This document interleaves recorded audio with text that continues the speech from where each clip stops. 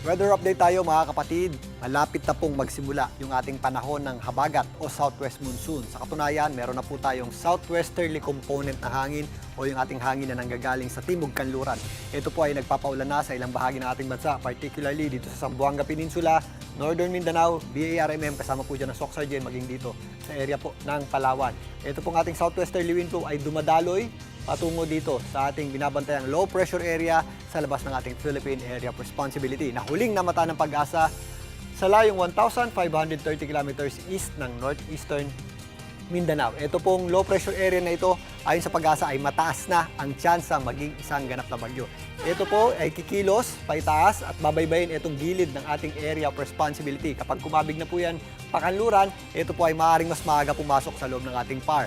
Maaaring sa darating na Wednesday. Pero if ever umakyat pa yan ng konti, as late as weekend, yan po ay posibleng makapasok naman sa loob ng ating Philippine Area of Responsibility. Pero as soon as makapasok na po yan sa loob ng ating Philippine Area of Responsibility, ito po ay mabibigyan ng local name na Domeng. Itong posibleng tawaging bagyong Domeng sa ngayon ay wala po tayong nakikitang magiging direktang epekto sa ating bansa. Ito po ay makikiraan lamang dito sa kanto ng ating Philippine Area of Responsibility. Pero mga kapatid, yan na po ang magsisimula o magti-trigger ng ating habagat o southwest monsoon. Hihila na po yan ang ating southwesterly wind flow na siya pong magdadala po ng mas mataas na tsansa ng pagulan, particularly dito sa kanlurang bahagi ng ating bansa. Kasama po dyan ang Metro Manila sa susunod na linggo at sa mga susunod pang mga linggo. Sa ngayon, wala pa po itong direktang epekto sa atin. Maliban lang sa trough ng low pressure area natin na nagpapaulan sa ilang bahagi ng Mindanao, ang malaking bahagi po nating bansa ay patuloy na makakaranas ng mainit at maalinsangang panahon at mapanganib na level ng heat index.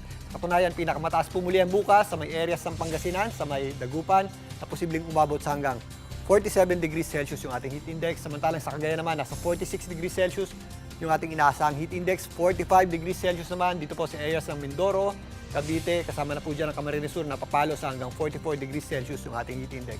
Dito naman sa mga areas ng Iloilo, Metro Manila, Ilocos Sur, Batanes, Zamboanga del Norte, naglalaro sa 42 hanggang 43 degrees Celsius yung ating heat index. Itong mga heat index na ito ay nasa dangerous level pa rin mga kapatid, kaya doble ingat pa rin po tayo. Dito nga sa Metro Manila, naglalaro sa 40 hanggang 43 degrees Celsius yung ating heat index. Napakainit pa rin po sa umaga hanggang tanghali, pero pagsapit ng hapon, nagiging maulap yung ating panahon at possible po yung ating mga afternoon showers at thunderstorms. Sa ngayon, kung mapapansin nyo, medyo mababa pa po yung ating tsansa ng pagulan sa hapon at gabi, pero sa susunod na linggo, kakibat na po nung pagsisimula ng ating hangin na nanggagaling sa timog kanluran o yung pasimula ng ating habagat. Mas magtataasan pa po yung ating mga tsansa ng pagulan tuwing hapon at gabi. So, paghandaan po natin yan mga kapatid. At yan muna yung latest sa ating lagay ng panahon. Muli ito po ang inyong weather frontliner, Alvin Pura, na lagi may panahon para sa iyo. Mga kapatid, Julius Babaw po. Para sa komprehensibo at makabuluhang balitaan at talakayan, mag-follow at mag-subscribe na sa social media pages ng News 5.